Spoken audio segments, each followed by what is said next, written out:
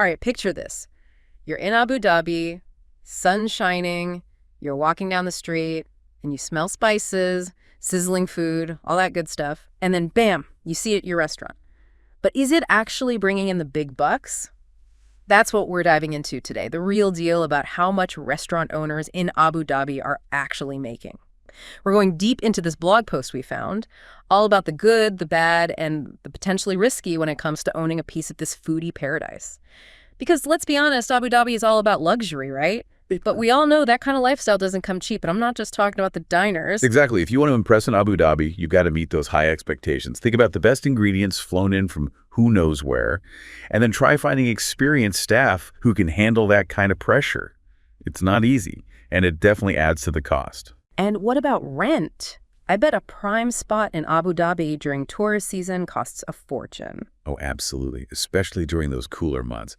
Everyone wants a taste of that Abu Dhabi sunshine and hospitality. At events like the Grand Prix, let me tell you, those are game changers for restaurants. Some places make more in those few weeks than they do the rest of the year. It's incredible. Wow, a temporary gold rush. That's wild. But I imagine things slow down quite a bit when the summer heat hits and all the expats head home. You're right, it's a balancing act. Some places just hunker down, cut back their hours, maybe even close for a bit.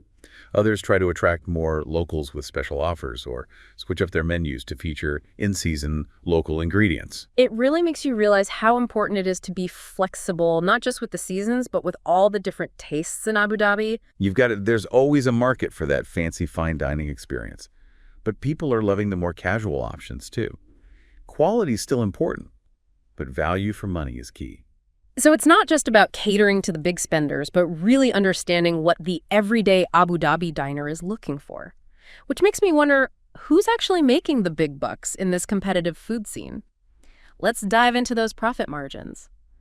All right, let's talk money, specifically those fancy Abu Dhabi restaurants we always see. You'd think they'd be raking it in, right? High prices, elegant atmosphere, the whole 9 yards. But what surprised me in this blog post was the whole fine dining profit margin thing. It's not always what it seems, is it?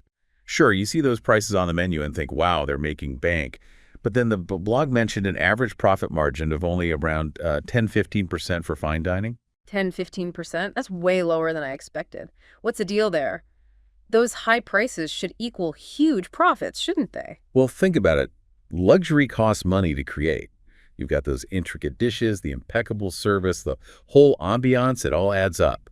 Expert chefs, premium ingredients, often imported, that cuts into your profits right there. Makes sense. I guess I never thought about it that way. So maybe going a little more casual is the way to go. What about those places that strike a balance between quality and affordability? Now you're talking, that seems to be the sweet spot. The blog said casual dining often sees profit margins around 15–20%. That's even higher than fine dining. Wow, so it's not always about charging the highest price, but finding that perfect model. Exactly. Think about it. Faster table turnover, more local ingredients, potentially even lower staffing costs. You can still offer a great dining experience without breaking the bank. This is really making me rethink my whole approach to the restaurant industry. Haha. Okay, what about cafes? They always seem to be packed in Abu Dhabi. Cafes. They're like the hidden gems of the restaurant world. They may not have the glam factor of fine dining, but their profit margins are pretty impressive, often reaching 20–30%, according to the blog. Seriously, what's their secret? Are they charging an arm and a leg for a latte? It's more about the markup, really. Coffee beans and tea leaves are relatively inexpensive, but the profit margin on a cup of coffee can be significant. Plus, think about the volume, especially during those peak hours. Everyone's grabbing their caffeine fix. And those pastries and sandwiches add up too. Speaking of quick bites, what about fast food? Low prices, high volume, how do they fit into all of this? Fast food and those quick service restaurants, they're playing a different game altogether. Their profit margins are usually lower, around 5–10%. But they make up for it with sheer quantity, right? It's a numbers game. Precisely. It's all about speed and efficiency, keeping costs low, and getting people in and out. This is so interesting how each restaurant type has its own strategy. But beyond the numbers, it seems like finding your niche and connecting with customers is crucial. The blog actually mentioned Al Fana restaurant as a great example of this. Yeah, they've really embraced their Emirati roots, and it's clearly working for them. It shows that authenticity and a unique selling point can make a big difference. It's not just about the food, it's the entire experience. But let's be real, creating that experience in a city like Abu Dhabi doesn't come cheap. You said it, and that's where things get really interesting. We know Abu Dhabi is luxurious, but some of those costs can be eye-watering. And that's what we're going to dig into next. Hmm? The nitty-gritty of those expenses. Get ready to crunch some numbers because it's about to get real. Yeah. Okay, we've talked about the potential profits, but now for the reality, check those expenses. Rent, ingredients, licenses. Running a restaurant in Abu Dhabi sounds pretty pricey. It definitely can be, especially if you're not prepared for what to expect. Let's start with the elephant in the room, rent. We know location is key, but what kind of numbers are we actually talking about here? Think of it this way. Prime real estate equals prime price tag. Those waterfront spots, those bustling areas everyone wants to be. Hundreds of thousands of dirhams per year. Easy. Hundreds of thousands. Wow, that's a lot just to open the doors. And I'm guessing staffing isn't cheap either. Abu Dhabi is known for its amazing service, so maintaining that must be a huge expense. You're right. You need a top-notch team, and that means paying for those skills. And it's not just salary. You've got benefits, potentially housing allowances for expats. Oh, and those end-of-service gratuities. Those are mandatory in the UAE. End-of-service gratuities. What are those exactly? It's basically a lump sum payment you give employees when their contracts end. Calculated based on their salary and how long they've been with you. Definitely something to factor in when you're looking at labor costs. So between rent and staff alone, it's already adding up. And then there's the actual food. What's it like sourcing ingredients in Abu Dhabi? It's a balancing act for sure, finding that sweet spot between quality, variety, and affordability. Local sourcing is great. Of course, fresh supports the region. But let's be real. Sometimes you need those specialty ingredients, those specific cheeses or cuts of meat.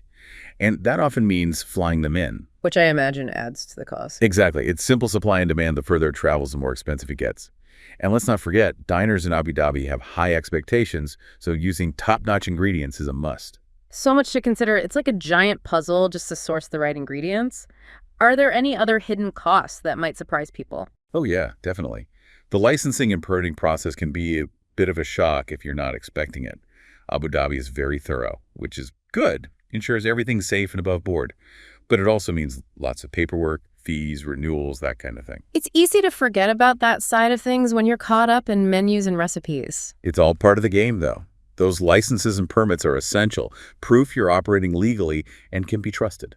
So we've covered a lot here, the potential for profit, those unavoidable costs. It really makes you think, is opening a restaurant in Abu Dhabi worth the risk? That's the million dirham question, isn't it? There's no easy answer. It's definitely not for the faint of heart.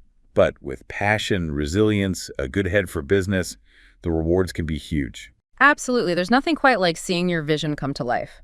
Creating a space where people can come together, enjoy amazing food, that's got to be incredibly rewarding. It really is. Those moments make all the challenges worth it. This deep dive has definitely given us a lot to think about, from those profit margins to the realities of operating in such a high-end market. Maybe it's even inspired you to take a closer look at the restaurant scene in your own city, discover those hidden gems, those success stories, and get a feel for the challenges those culinary entrepreneurs face.